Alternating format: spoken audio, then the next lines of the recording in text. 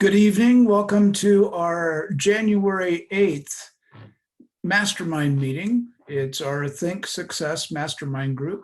And I'm Jeff Mays, and I'm so happy to have you here with me tonight as we start this new year.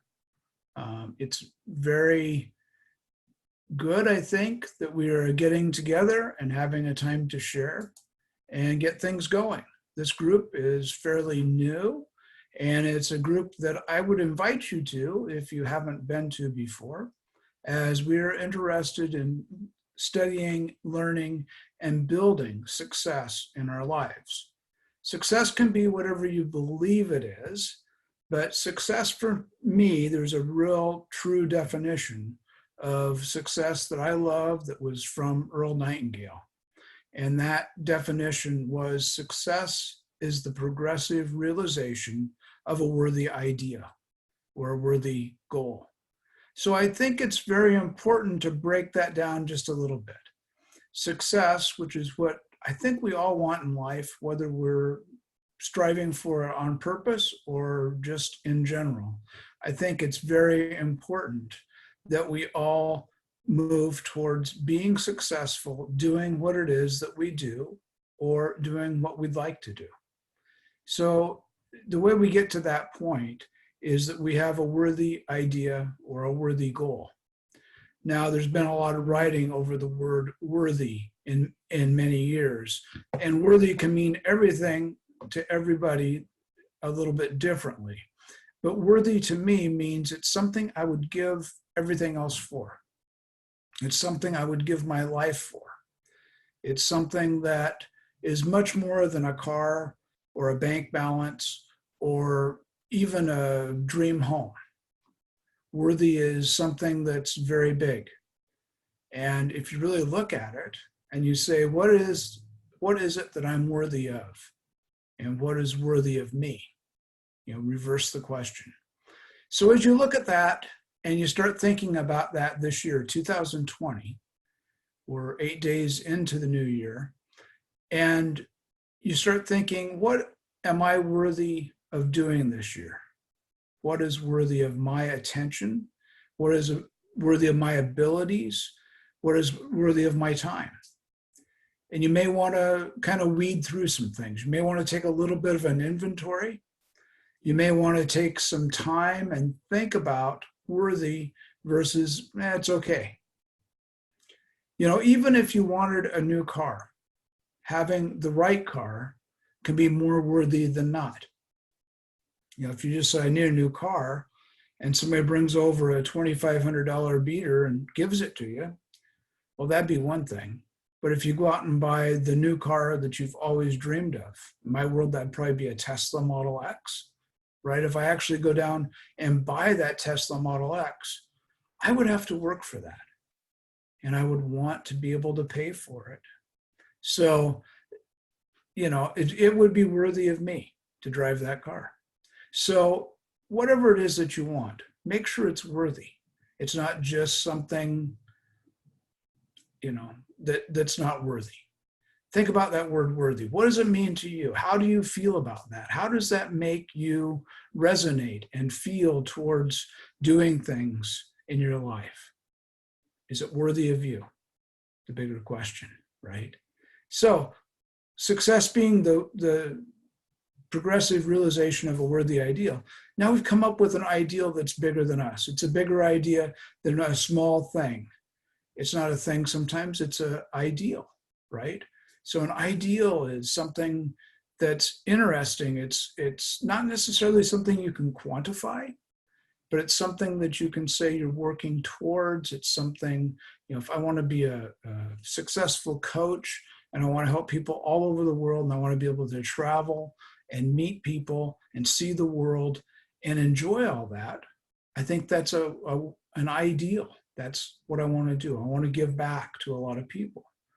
And in doing that, I want to do all those other things, travel and see the world, right? So think about that worthy ideal. So when we get past that part and we get into the meat of the situation, success is the progressive realization. That simply means that you're in success, you're on the successful path as soon as you start moving towards that worthy ideal, right? So how does that look? So the minute you mentally build the picture and you say, this is my worthy ideal, this is what I want to do, this is how I want it to be, then you say, I'm going to move today progressively. I'm going to take one step. It doesn't have to be 10 steps. I'm going to take one step and move myself towards what I'm going to accomplish. This is how we set goals. This is how we start out with figuring out what's the next goal that I need to meet my big worthy ideal, my biggest goal. We say, okay, if I'm going to buy, I'll go back to the car thing. If I'm going to buy a Model X Tesla and it's $145,000, I'm going to need to either pay that off in full, so I need to make the money, or I need to make enough money each month to pay the payment. So when you start looking at that, okay, what's a worthy goal? Well, the worthy goal is to make an extra $2,000 so I can afford the car. Or the worthy ideal is to have a great month and help a lot of people. And in return, I get a big paycheck. So what's my goal? My goal is to be of more service, right? That's the way I look at it. So when I am of more service to more people and we work together, then I'm providing a service and I can go get the benefit that I want. I can reach that thing. Now, I suggest that you set your goals so you're progressively moving, right, towards that worthy ideal.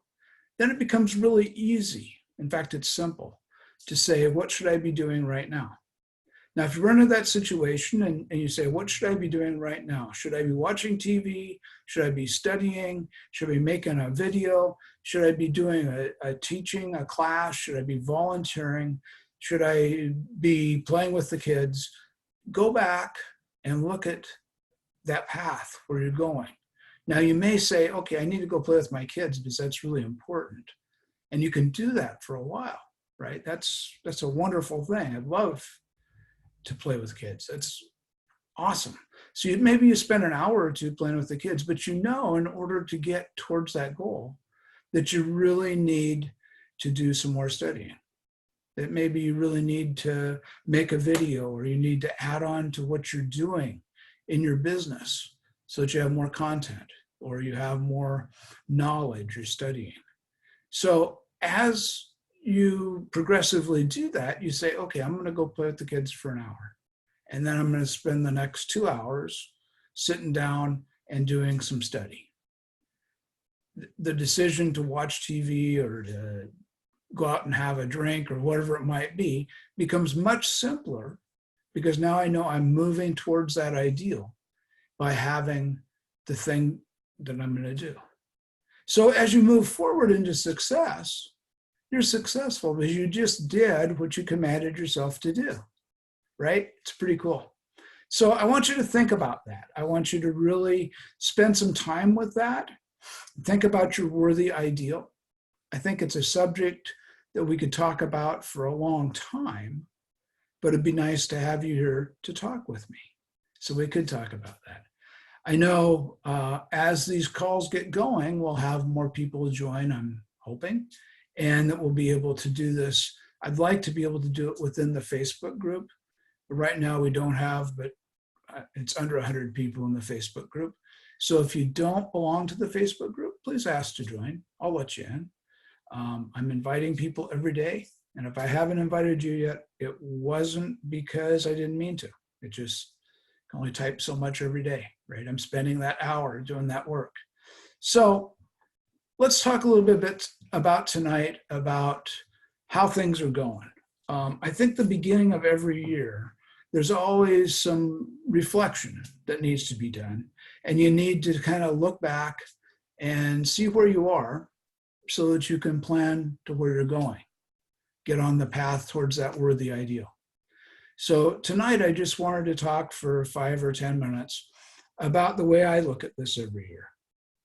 And I think the important thing is to realize the results you got last year. You need to know what they are, right? You may have started the year with a goal, and maybe before the end of the year was there, maybe in a month or two even, you gave up on the goal and set a lower goal or a different goal. Writing stuff down really helps you to understand where the goal was in your mind when you started the year, right? That's why I always suggest you write your goals down. Write a statement of what you want.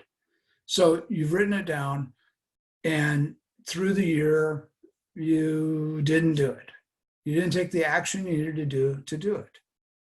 The results were not what you wanted, or maybe they didn't look the way you wanted them to look.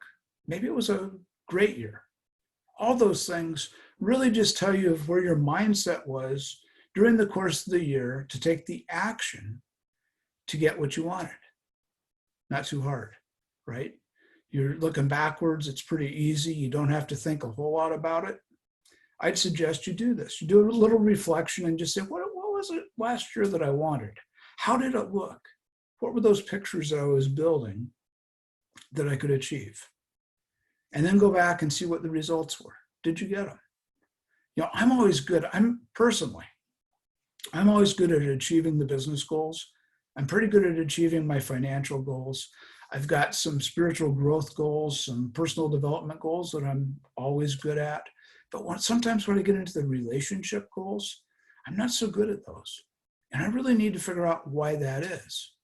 And I think it's something that I need to do regularly, because if you want to develop those skills and become, a partner of somebody, or if you want to have somebody in your life in a different way, more than just a friend, then you need to develop the skills. You need to see, why am I blocking that? Why am I not letting that happen? Because if you put it out, it will come back, right? I mean, that's the way it works. The law of attraction, it has to work that way, right? So I think it's important that once you identify that thing that you maybe didn't achieve, that you go back and say, what was my thinking process during that? Was I positive? Was I thinking constantly about how I could build or grow or become the thing that I wanted to become? Did I spend time on it? Or did I spend time doing something else? Did I spend time putting myself in the spot where I could attain or attract what I wanted? Or did I spend time sitting in a restaurant, eating dinner and having a drink? All those kind of things start to play into it, right? If you're building and attracting and bringing people towards you that you want in your life, or bringing the things you want towards you in your life, that's really important. So as we look back, it's important not to get mad or get frustrated, because it's really not your fault. When we look back at the way we've been programmed, when our base core programming in our mind, in our belief system was made, we didn't necessarily have a whole lot of informed programming.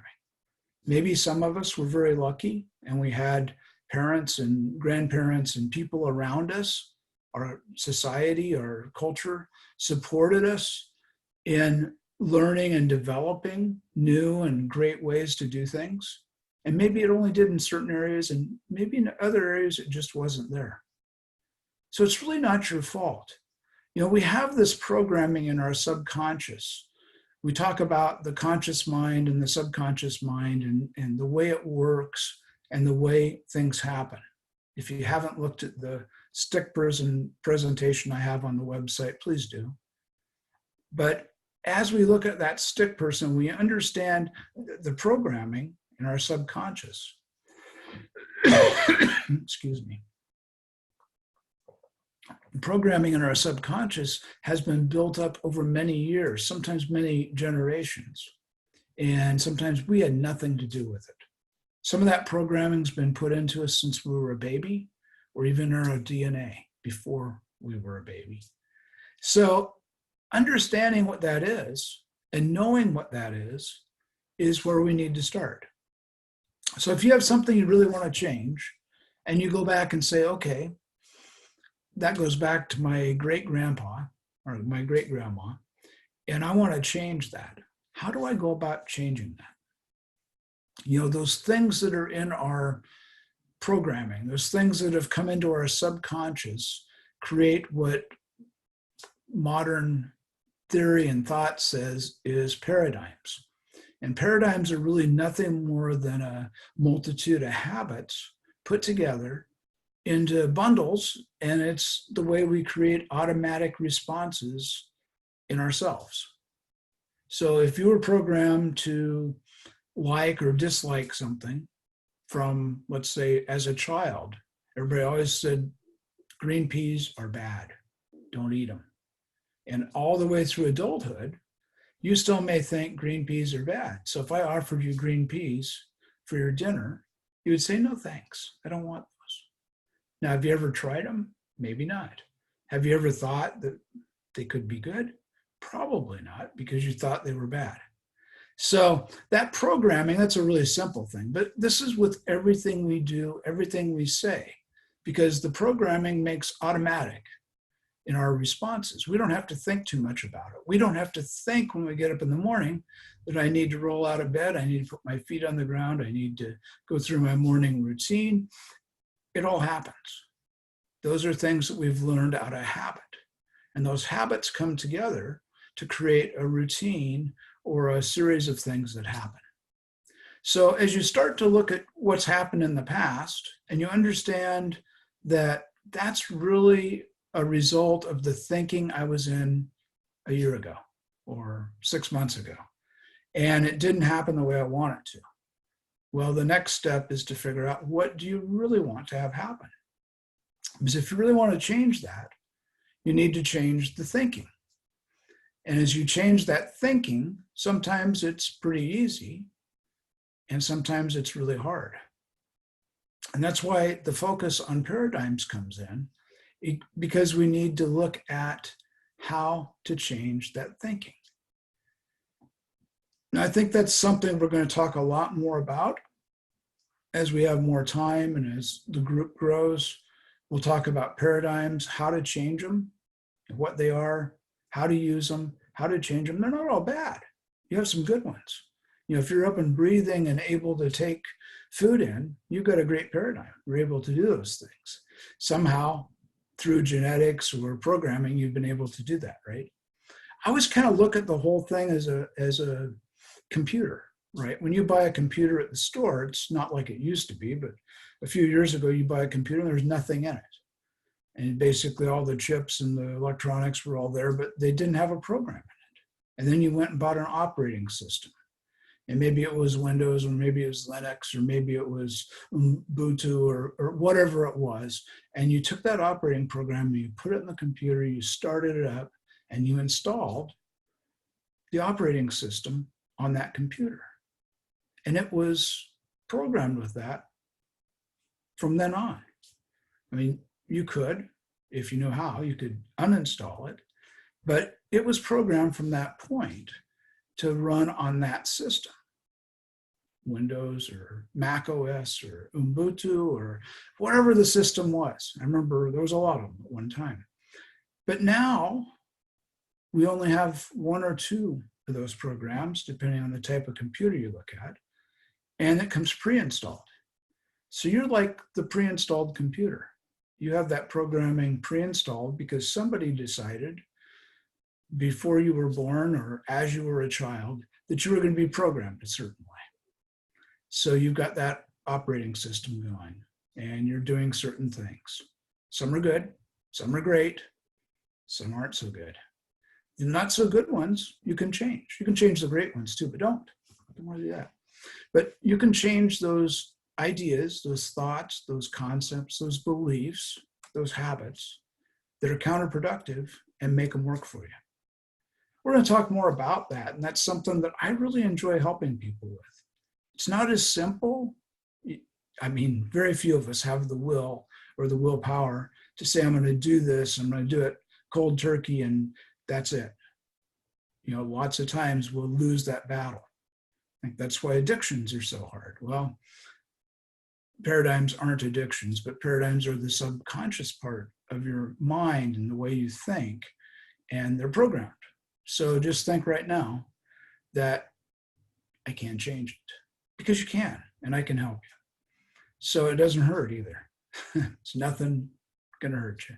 So anyway, I think, normally the plan for these calls is I'd be stopping right now and I'd be asking questions and we'd have some conversation. But since nobody's here, it's a little bit difficult to have those questions and answers. And I've given it about 25 minutes now, and we haven't anybody show up. So I'm hoping that by next week, people will remember when the call is. And it was a little bit confusing when we changed from Tuesday to Wednesday. That was a conflict that came up in my schedule. But from now on, it'll be Wednesday at 7 p.m. Pacific time. So wherever you're in the world, just look up Pacific time and you can join us. I know there's about 45 people or so that are in the group, and you all got reminders of this today. And there's some other people I invited off of other social media places that are invited. We have a book group. I wanted to mention a couple things. We have a book group that we've started studying Bob Proctor's book, You Were Born Rich. That's a great book. I've been through book studies with that book a lot of times, and it really can change your life. If you're interested in that book study and you haven't done it, or even if you haven't done it for a while, please let me know and I'll send you the link to join that study, and it will automatically take you through the 10-week program to study the book. The recordings of the mastermind or the groups that I did before, they're not necessarily one group but for all 10 lessons, but there are 10 lessons and it takes you through each week. Read a chapter, listen to the lesson, read a chapter, listen to the lesson, and it gets you through there and it gets you thinking. It really helps you to understand more about how all this works, because the way our minds work, it requires time and study. So that's important. Second thing is, and I'll get this out in the group and out to everybody over the next few days, but on the 24th of January, Bob and Sandy are putting on the Paradigm Shift seminar down in Los Angeles. It's sold out. So if you wanted to go, you couldn't get a ticket unless somebody had one. But it's going to be on the live stream. Because of my schedule, I'm not going to be able to go to LA this time. So I'm going to be on the live stream, and we'll have the ability to chat while the live stream's going. And if you can't make it during the day, during that time for the live stream, you can always go back and listen to it. It'll be available for a week or two afterwards in recordings. Now, I can tell you that the price they charge it's way less than if you flew to LA and spent the week or the 3 or 4 nights. I remember spending well over $2,000 to do that.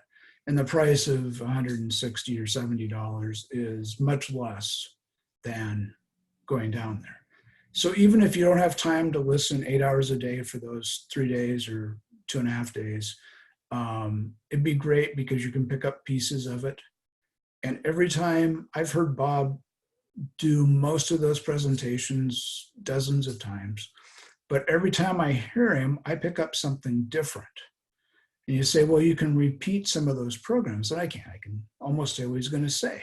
But there's something new in there because there's something new in me. My paradigms are changing. And as my paradigms change, I'm hearing something different. So I think it's really, if you haven't been on a live stream before, it's something to try this time. I'll get the link out on the site and I'll get some advertising going so you can see it. But we'll definitely do that, okay?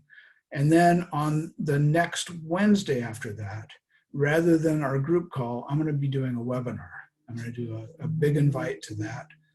And if you know anybody that's interested in this material, this type of thing, and they'd really like to work with somebody and know more and do more and work together, that's going to be on Wednesday night, the 29th, I believe is the date. So I'm looking forward to this year. I'm really excited about it.